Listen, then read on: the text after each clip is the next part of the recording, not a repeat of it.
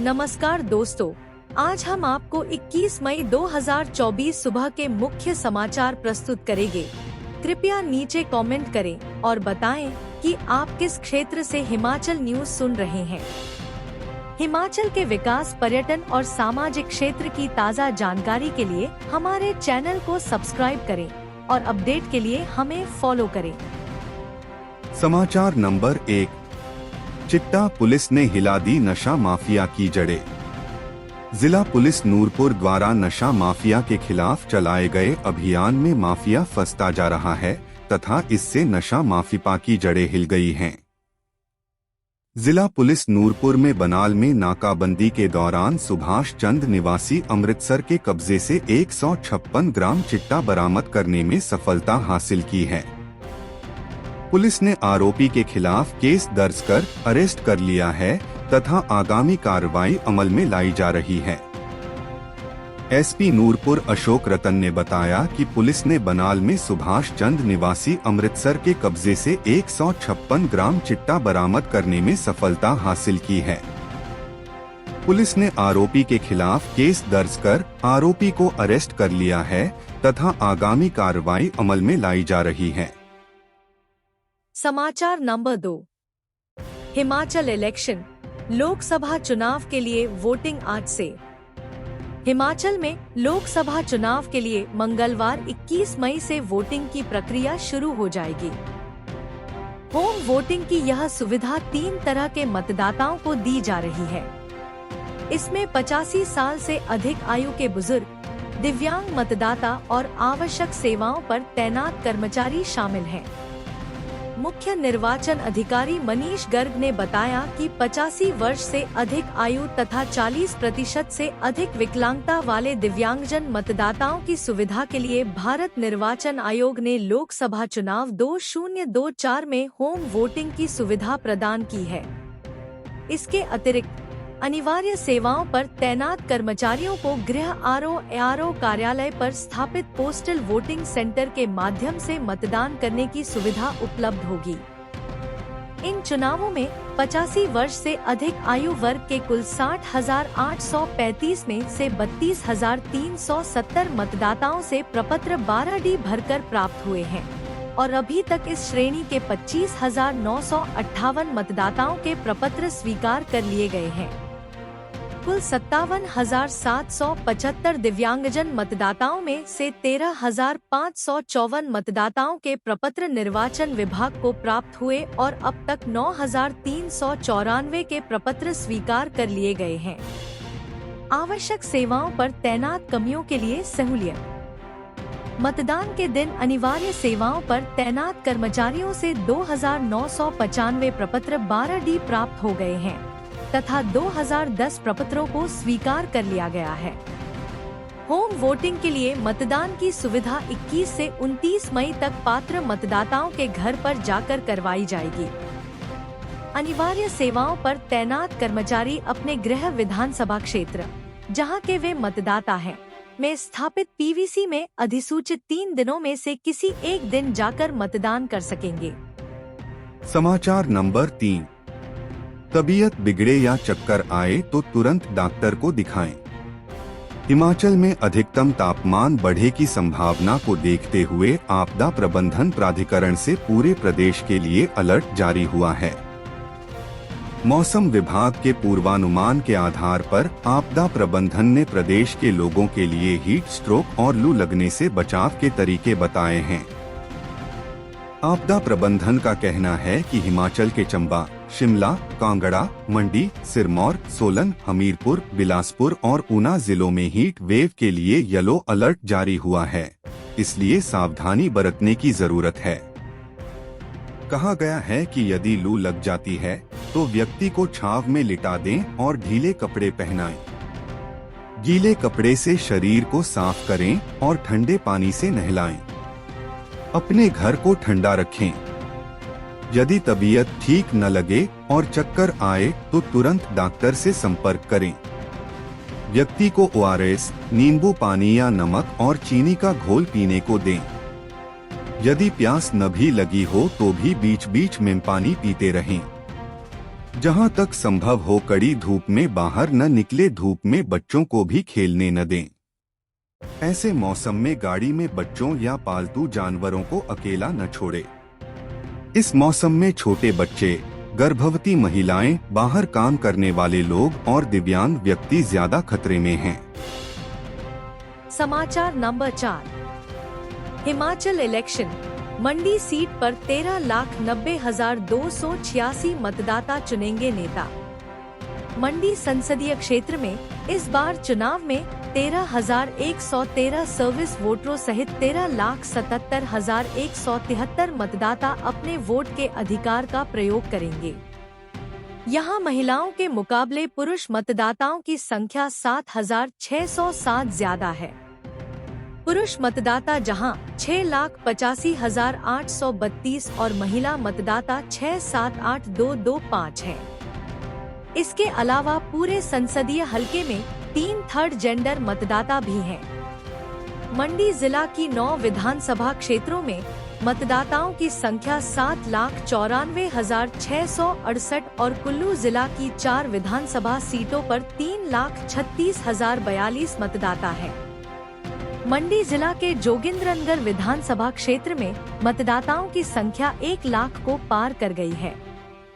संसदीय क्षेत्र की किन्नौर, लाहौल स्पीति, सरकाघाट, नाचन, जोगिंद्रनगर, मंडी और बल्ह विधानसभाओं में महिला वोटर ज्यादा है। 233 मतदाता 100 वर्ष से अधिक आयु के हैं। इनकी संख्या सरकाघाट विधानसभा में सबसे अधिक 26 है, जबकि सबसे कम 3 मतदाता सराज विधानसभा में हैं। 13,120 मतदाता 85 वर्ष से अधिक आयु के हैं, जिनमें सबसे ज्यादा वोटर 3,792 द्रंग विधानसभा में हैं और सबसे कम 863 लाहौल स्पीति में हैं। 18 से 19 वर्ष आयु के 47,215 नए मतदाता पंजीकृत हुए हैं। इस आयु वर्ग में द्रंग में सबसे ज्यादा 3,792 वोटर हैं और सबसे कम 863 लाहौल स्पीति जिला में हैं। Returning officer 2. मंडी संसदीय क्षेत्र अपूर्व देवगन ने बताया कि मंडी संसदीय क्षेत्र की 17 विधानसभाओं में सबसे ज्यादा 1,03,067 वोटर जोगिंद्रनगर विधानसभा में हैं। यहां पर 49,946 पुरुष, 51,022 महिला और 2,096 सर्विस वोटर है, जबकि लाहौल स्पीति विधानसभा क्षेत्र में 12,605 पुरुष, 12,668 महिला और 694 मतदाताओं सहित सबसे कम 25,967 मतदाता है। इसके अलावा भरमौर एसटी विधानसभा में 41,782 पुरुष, 39,159 महिला और 413 सर्विस वोटर सहित 81,354 मतदाता। मनाली विधानसभा में 38,033 पुरुष, 37,619 महिला और 222 सर्विस वोटर सहित 75,874 मतदाता। कुल्लू विधानसभा में 47,035 पुरुष, 46,199 महिला और 403 सर्विस वोटर सहित 93,638 मतदाता। बंजार विधानसभा में 38,824 पुरुष, 37,575 महिला और 233 सर्विस वोटर सहित 76,632 मतदाता। आनी एससी विधानसभा में 45,643 पुरुष, 44,030 महिला और 225 सर्विस वोटर सहित 89,898 मतदाता। किन्नौर विधानसभा में 29,874 पुरुष, 30,069 महिला और 765 सर्विस वोटर सहित 60,708 मतदाता है। रामपुर विधानसभा में 40,222 पुरुष, 38,005 महिला और 210 सर्विस वोटर सहित 78,437 मतदाता है। मंडी जिला की करसोग एससी विधानसभा में 39,707 पुरुष, 38,579 महिला और 231 सर्विस वोटर सहित 78,517 मतदाता है। सुंदरनगर विधानसभा में 42,037 पुरुष, 41,911 महिला और 656 सर्विस वोटर सहित 84,605 मतदाता है। नाचन विधानसभा में 44,659 पुरुष, 45,349 महिला और 1,047 सर्विस वोटर सहित 91,045 मतदाता है। सराज विधानसभा में 44,344 पुरुष, 41,643 महिला और 344 सर्विस वोटर सहित 86,331 मतदाता है। द्रंग विधानसभा में 46,999 पुरुष, 45,580 महिला और 1,131 सर्विस वोटर सहित 93,710 मतदाता है। मंडी विधानसभा में 38,081 पुरुष, 39,932 महिला और 1,652 सर्विस वोटर सहित 79,665 मतदाता। बल्ह विधानसभा में 40,745 पुरुष, 42,260 महिला और 1,306 सर्विस वोटर सहित 84,311 मतदाता है। सरकाघाट विधानसभा में 45,296 पुरुष, 46,625 महिला और 1,495 सर्विस वोटर सहित 93,417 मतदाता है। समाचार नंबर 5। हिमाचल इलेक्शन, इस बार जल्द मिलेंगे चुनाव के ऑनलाइन नतीजे।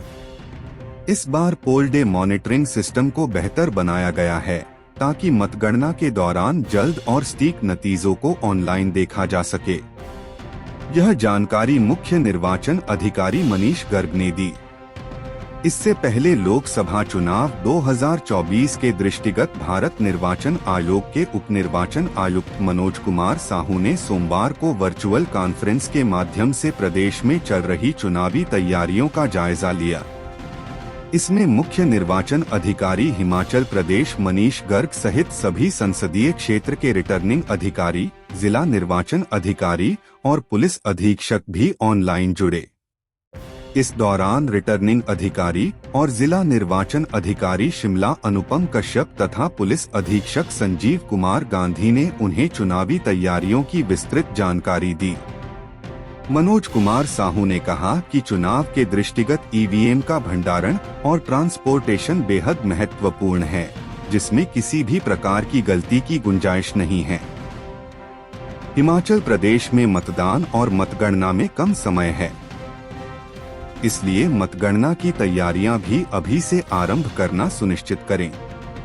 उन्होंने महिलाओं द्वारा संचालित किए जाने वाले मतदान केंद्रों में सभी सुविधाएं सुनिश्चित करने के भी निर्देश दिए, ताकि महिला कर्मियों को किसी असुविधा का सामना न करना पड़े।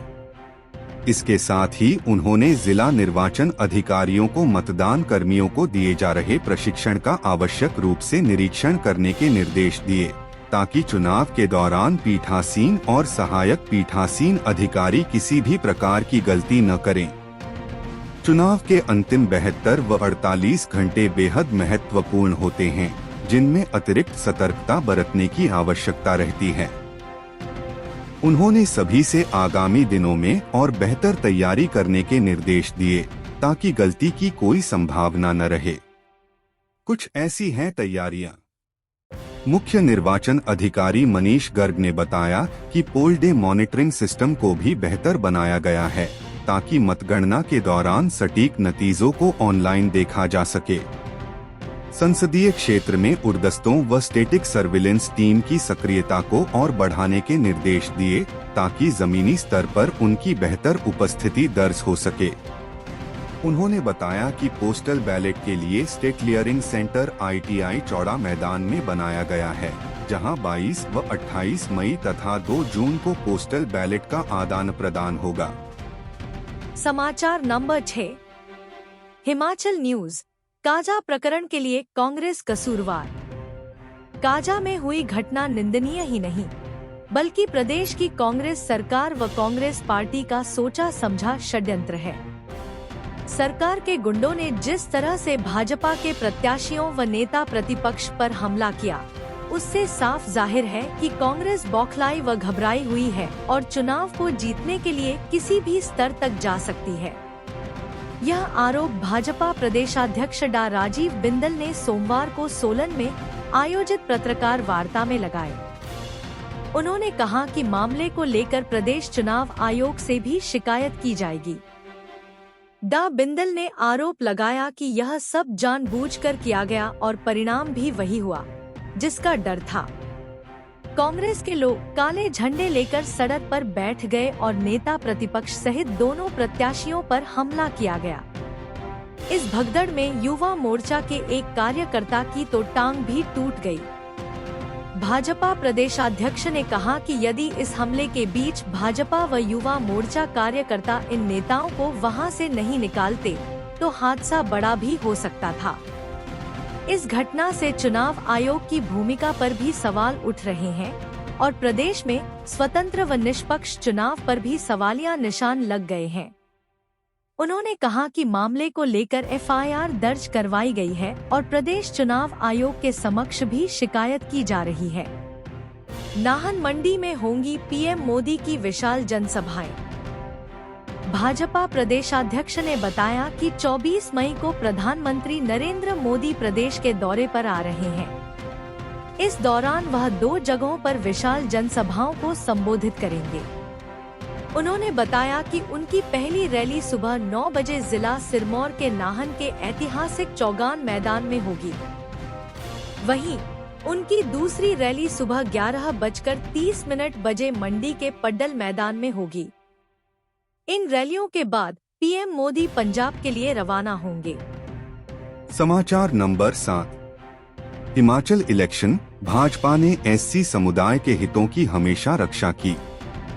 केंद्रीय सूचना एवं प्रसारण और युवा एवं खेल मामलों के मंत्री अनुराग सिंह ठाकुर ने हमीरपुर संसदीय क्षेत्र में जनसंपर्क अभियान के दौरान कहा कि मोदी सरकार में वरीयता में रहे हमारे एससी भाई बहन आज खुलकर भाजपा के पक्ष में आ गए हैं।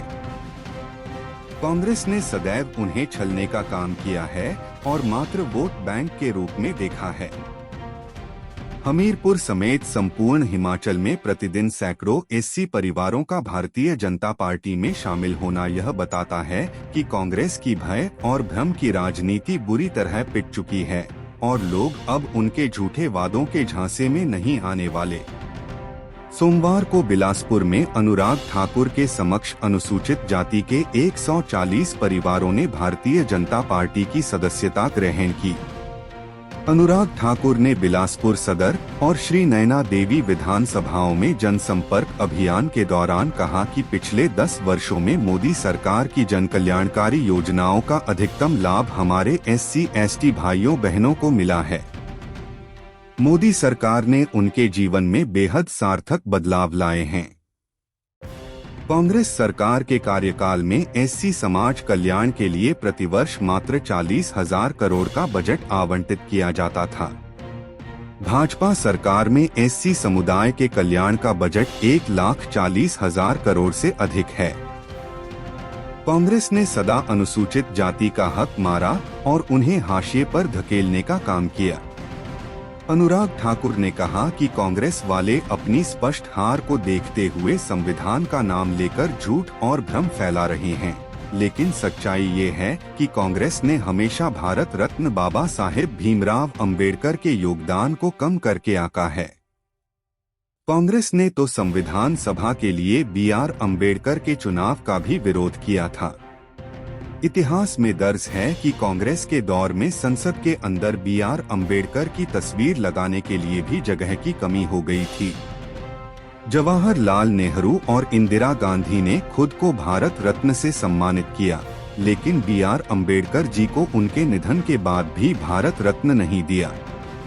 अनुसूचित जाति उप योजना के बजट को बढ़ाकर 25% किया गया। समाचार नंबर 8। हिमाचल इलेक्शन, कांग्रेस की हालत देख हताश है सीएम। नालागढ़ विधानसभा क्षेत्र के विधायक KL ठाकुर ने कहा कि मुख्यमंत्री सुखविंदर सिंह सुक्खू लोकसभा और विधानसभा उपचुनाव में कांग्रेस की हार देख बौखला गए हैं, इसलिए अनाप शनाप बयानबाजी पर उतर आए हैं। केएल ठाकुर ने कहा कि बीते रोज नालागढ़ दौरे के दौरान मुख्यमंत्री ने जिस तरह की शब्दावली का इस्तेमाल किया है वह शर्मनाक है। इससे स्पष्ट हो चुका है कि सुखविंदर सिंह सुक्खू हार सामने देख हर कुछ कहने लगे हैं। उन्होंने कहा कि नालागढ़ की जनता जानती है कि दिन रात कौन उनके लिए काम करता है और कांग्रेस के किस मुख्यमंत्री ने 15 माह के कार्यकाल में नालागढ़ की जमकर उपेक्षा की। उन्होंने कहा कि कांग्रेस सरकार के खिलाफ छेड़ी गई जंग में अब केएल ठाकुर ही नहीं बल्कि नालागढ़ की प्रबुद्ध जनता भी शामिल हो गई है और आगामी चुनावों में सुक्खू सरकार को वोट की चोट से करारा जवाब देगी। केएल ठाकुर ने दावा किया कि प्रधानमंत्री नरेंद्र मोदी के कार्यकाल की उपलब्धियों की बदौलत भाजपा हिमाचल में लोकसभा की 4 सीटें और विधानसभा उपचुनाव में सभी 6 सीटों पर शानदार जीत दर्ज करेगी। मुख्यमंत्री सुखविंदर सिंह सुक्खू पर हमलावर होते हुए नालागढ़ के विधायक ने कहा कि सुखविंदर सिंह सुक्खू से पहले प्रदेश में जितने भी मुख्यमंत्री रहे उन्होंने सेवा की राजनीति की, लेकिन सुक्खू सीएम बनने के बाद झूठ की राजनीति करते रहे। केएल ठाकुर ने कहा कि सीएम सुक्खू को प्रदेश के विकास और जनता के दुख दर्द से कोई सरोकार नहीं है। उन्हें सिर्फ अपनी कुर्सी प्यारी है, इसके लिए वह सारी सीमाएं लांघ रहे हैं। ठाकुर ने कहा कि नालागढ़ में आकर मुख्यमंत्री सुक्खू ने जिस तरह की भाषा का इस्तेमाल किया है उससे जाहिर है कि सत्ता हाथ से खिसकने की घबराहट में वे ऐसा कर रहे हैं। केएल ठाकुर ने कहा कि मुख्यमंत्री झूठ बोलकर यहां की जनता को गुमराह नहीं कर सकते। उन्होंने कहा कि केएल ठाकुर को सीएम से कोई सर्टिफिकेट नहीं चाहिए। नालागढ़ विधानसभा क्षेत्र का बच्चा जानता है कि केएल ठाकुर ने सरकारी सेवा के समय से लेकर राजनीतिक जीवन के अब तक के सफर में हमेशा जनसेवा और क्षेत्र के विकास को ही तरजीह दी। उन्होंने कहा कि हिमाचल प्रदेश में सुक्खू सरकार वेंटिलेटर पर है और चंद दिनों की मेहमान है। 4 जून के बाद केंद्र में प्रधानमंत्री नरेंद्र मोदी के नेतृत्व में एनडीए की सरकार बनेगी और उसके बाद हिमाचल में भाजपा सरकार सत्तारूढ़ होगी। केएल ठाकुर ने कहा कि सीएम कह रहे हैं कि प्रदेश की कांग्रेस सरकार को गिराने में भाजपा ने साजिश रची, ऐसा कुछ नहीं है। असलियत यह है कि प्रदेश में जो भी हालात बने हैं उसके लिए सिर्फ एक ही व्यक्ति जिम्मेदार है, वो सीएम स्वयं है। उन्होंने कहा कि कांग्रेस सरकार ने 15 माह के कार्यकाल में विकास के मामले में नालागढ़ क्षेत्र के साथ भेदभाव ही किया और जनता से किए वादे व गारंटियां पूरी नहीं की। नालागढ़ में भाजपा शासनकाल में ही हुआ विकास। नालागढ़ विस क्षेत्र में भाजपा शासनकाल में रिकॉर्ड विकास हुआ था, लेकिन सुखविंदर सिंह सुक्खू के नेतृत्व में सत्तारूढ़ हुई कांग्रेस की सरकार ने नालागढ़ में विकास पर ग्रहण लगा दिया। बकौल केएल ठाकुर में सीएम से हर वक्त नालागढ़ के विकास और युवाओं को सरकारी नौकरियों व उद्योगों में रोजगार के लिए लड़ता रहा, लेकिन कोई सुनवाई नहीं हुई। विकास कार्यों के लिए 1 रुपया तक नहीं दिया।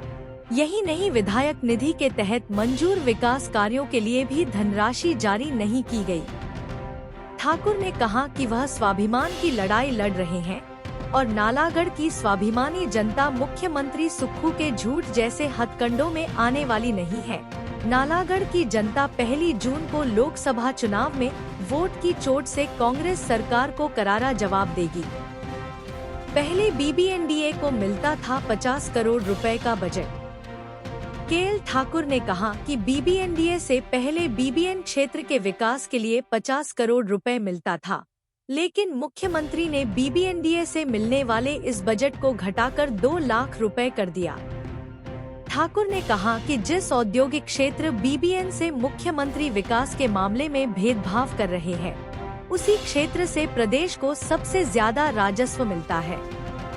समाचार नंबर 9। बाल सुधार गृह में किशोरों से अमानवीय व्यवहार। प्रदेश हाई कोर्ट ने राजधानी के हीरानगर स्थित बाल सुधार गृह में रह रहे किशोरों से अमानवीय व्यवहार को लेकर जनहित याचिका में राज्य सरकार से जवाब तलब किया है। न्यायाधीश विवेक सिंह ठाकुर और न्यायाधीश राकेश कैंथला की खंडपीठ ने मामले में बनाए प्रतिवादी अधीक्षक कौशल गुलेरिया, कुक राहुल, रसोई सहायक योगेश और सिक्योरिटी गार्ड रोहित को भी नोटिस जारी किया है। कोर्ट ने सभी प्रतिवादियों से 4 सप्ताह के भीतर जवाब तलब किया है। मामले पर सुनवाई 24 जून को निर्धारित की गई है। हाई कोर्ट के मुख्य न्यायाधीश को लिखे पत्र में बाल सुधार गृह में किशोरों से अमानवीय व्यवहार करने वाले दोषियों को उपयुक्त दंड देने की गुहार लगाई है। आरोप लगाया गया है कि यह बाल सुधार गृह की बजाय किशोरों के लिए टॉर्चर गृह बन गया है। हालांकि कम उम्र में अपराध को अंजाम देने वाले नाबालिगों को सुधारने हेतु इस बाल सुधार गृह में रखा जाता है। इसमें 1 दर्जन से अधिक किशोर रखे गए हैं।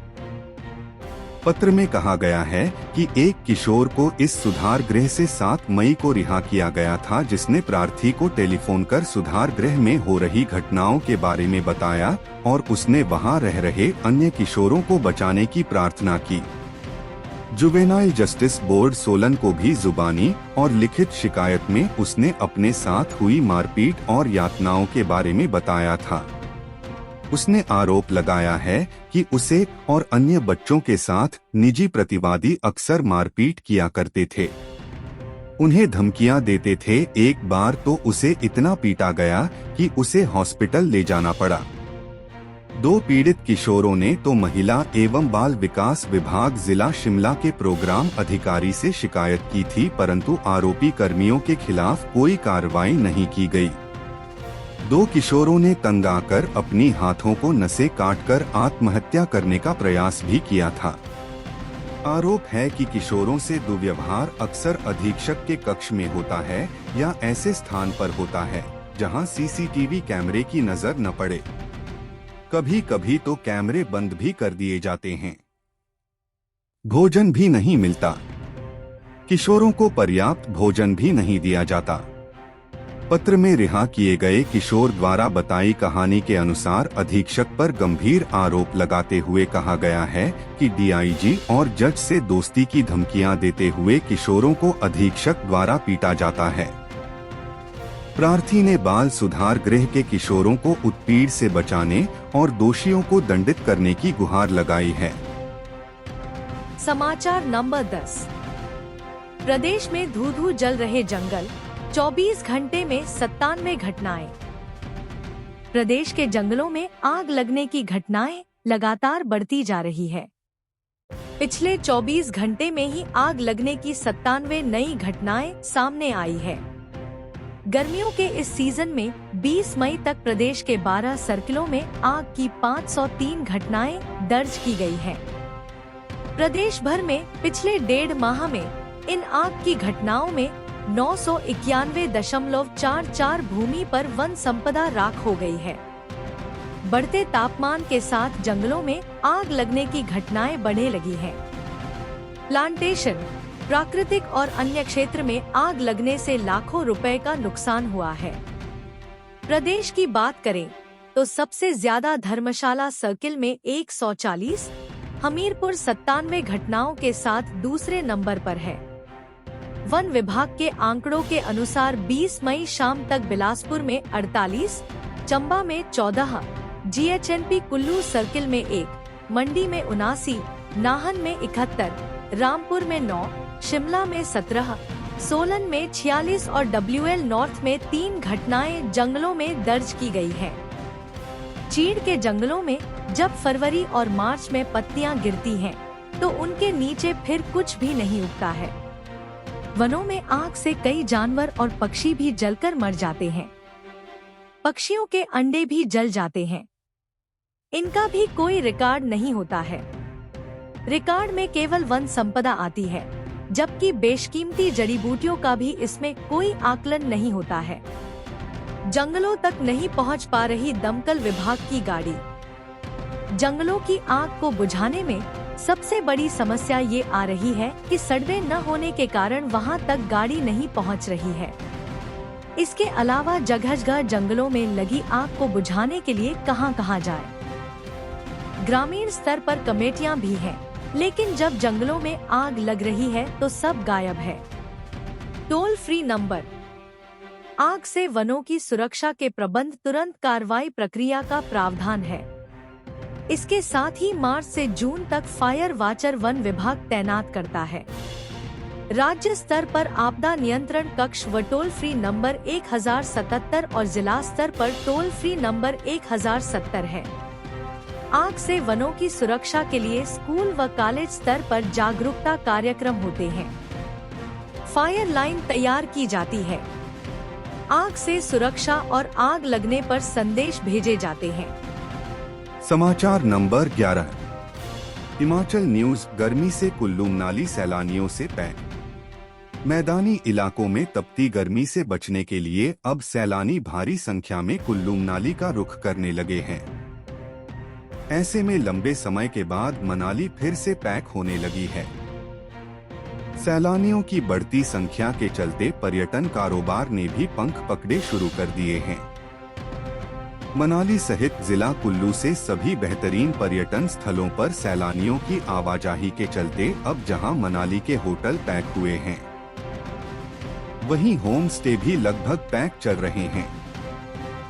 जिला कुल्लू की अगर बात करें तो एक सप्ताह में 3 लाख से अधिक लोगों ने अटल टनल रोहतांग को निहारा है। दूसरी ओर बढ़ती सैलानियों की संख्या के चलते ट्रैफिक व्यवस्था को बेहतर बनाने में भी कुल्लू पुलिस की टीम जुट गई है। हालांकि लोकसभा चुनाव के चलते अब की बार ट्रैफिक व्यवस्था में काफी कम पुलिसकर्मी तैनात है, लेकिन उसके बावजूद भी ट्रैफिक व्यवस्था को बेहतर बनाने की पूरी कोशिश की जा रही है। यहां लग रहे घंटों में जाम में अभी भी सैलानियों सहित स्थानीय लोगों को परेशानी झेलनी ही पड़ रही है। लाहौल स्पीति जिला पर्यटकों को खूब भा रहा है और यहां की बर्फीली वादियां पर्यटकों को अपनी ओर आकर्षित कर रही हैं। ट्रैफिक से निपटने को पुलिस ने संभाला मोर्चा। एसपी कुल्लू डॉक्टर गोकुल चंद्रन कार्तिकेयन ने बताया कि मनाली में ट्रैफिक व्यवस्था को बेहतर बनाया जा रहा है और जगह ट्रैफिक पुलिस कर्मियों की भी तैनाती की गई है। हालांकि लोकसभा चुनाव की चलते अब की बार पुलिस जवान कम है, लेकिन लोकसभा चुनाव खत्म होने के बाद यहां पर अतिरिक्त पुलिस बल तैनात किया जाएगा। वाहन चालकों से भी आग्रह किया जा रहा है कि वे यहां पर ट्रैफिक नियमों का पालन करें। समाचार नंबर 12। हिमाचल क्राइम, शिमला में नाबालिग से दुराचार। शिमला जिला के एक क्षेत्र में 17 साल की नाबालिग लड़की के साथ दुराचार का मामला सामने आया है। 2 सगे भाइयों पर नाबालिग से दुष्कर्म का आरोप लगा है। एक आरोपी 43 साल का है और दूसरा आरोपी 24 साल का है। तीसरे शख्स ने पीड़िता को आरोपियों तक पहुंचाया। पुलिस ने तीनों आरोपियों के खिलाफ दुष्कर्म, पोक्सो सहित अन्य आपराधिक धाराओं के तहत केस दर्ज किया है। पीड़िता के मामा की शिकायत पर पुलिस ने यह कार्रवाई की है। मामला शिमला जिला के चौपाल उपमंडल के तहत कुपवी थाना क्षेत्र का है। पीड़िता सिरमौर जिला की रहने वाली है। पीड़िता के मामा ने पुलिस के पास शिकायत दर्ज करवाई है कि उसकी 17 वर्षीय नाबालिग भांजी को कुपवी के एक व्यक्ति ने कुपवी में ही रहने वाले 2 सगे भाइयों के घर भेजा। आरोपी संत राम और उसके भाई संजू ने उसके साथ शारीरिक संबंध बनाए, जिससे वह गर्भवती हो गई। शिकायतकर्ता ने आरोप लगाया कि आरोपियों संत राम, संजू और एक अन्य शख्स ने उसकी भांजी से मारपीट भी की है, जिसके कारण उसे चोटें आई हैं। उधर डीएसपी चौपाल सुशांत शर्मा ने बताया कि पीड़िता के मामा की शिकायत पर आरोपियों के खिलाफ 366, 376, 372, 323, 506, 34 आईपीसी और पोक्सो एक्ट के तहत केस दर्ज कर कार्रवाई शुरू कर दी है। 3 लोगों को आरोपी बनाया है। पीड़िता का चिकित्सा परीक्षण करवाया गया है। पीड़िता के कोर्ट में मजिस्ट्रेट के समक्ष धारा 164 के तहत बयान हुए हैं। आरोपियों को गिरफ्तार करने की कार्रवाई शुरू कर दी गई है। समाचार नंबर 13। हाई कोर्ट में आज भी जारी रहेगी सुनवाई। प्रदेश हाई कोर्ट में सीपीएस की नियुक्तियों को चुनौती देने वाली याचिकाओं पर सुनवाई मंगलवार को भी जारी रहेगी। कोर्ट ने अपने आदेशों में पहले ही स्पष्ट कर दिया था कि 20 और 21 मई को सरकार का पक्ष सुना जाएगा, जिसके बाद यदि जरूरत पड़ी तो 22 मई को भी सरकार की बहस को सुना जाएगा। सरकार की ओर से बहस पूरी होने के बाद 27 मई से रोजाना आधार पर याचिकाकर्ताओं को अंतिम रूप से सुना जाएगा। न्यायाधीश विवेक सिंह ठाकुर व न्यायाधीश बीसी नेगी की खंडपीठ के समक्ष इन याचिकाओं पर सुनवाई हो रही है। सरकार की ओर से दलील दी गई है कि याचिकाकर्ताओं की पार्टी की सरकार के समय भी सीपीएस नियुक्त हुए थे और अब जब जनता ने इनको सरकार बनाने से वंचित किया तो इस सरकार की नियुक्तियों को चुनौती देने लगे। प्रार्थियों की ओर से कहा गया था कि प्रदेश में सीपीएस की नियुक्तियां सुप्रीम कोर्ट के फैसलों के विपरीत है, इसलिए इनके द्वारा किया गया कार्य भी अवैध है। इतना ही नहीं, इनके द्वारा गैरकानूनी तरीके से लिया गया वेतन भी वापस लिया जाना चाहिए। प्रार्थियों की ओर से सीपीएस की नियुक्तियों पर रोक लगाने की गुहार लगाते हुए कहा गया था कि इन्हें एक पल के लिए भी पद पर बने रहने का अधिकार नहीं है। इस मामले पर अब राज्य सरकार की ओर बहस जारी है। सरकार का कहना है कि कानून के तहत सीपीएस की नियुक्तियां की गई है और सरकार इस बाबत कानून बनाने की संवैधानिक शक्तियां रखती है। हम अपने राज्य के विकास में योगदान देने में गर्व महसूस करते हैं और हमें उम्मीद है आने वाले दिनों में हमें और भी अच्छी खबरें मिलेंगी। इन खबरों को अधिक लोगों तक पहुंचने के लिए कृपया हमारा कंटेंट शेयर करें, साथ ही हमारे चैनल को सब्सक्राइब करें और अपडेट के लिए हमें फॉलो करें। अपने विचारों को कमेंट में शेयर करना ना भूलें। आपका सहयोग हमें और भी बेहतर काम करने में मदद करेगा। धन्यवाद।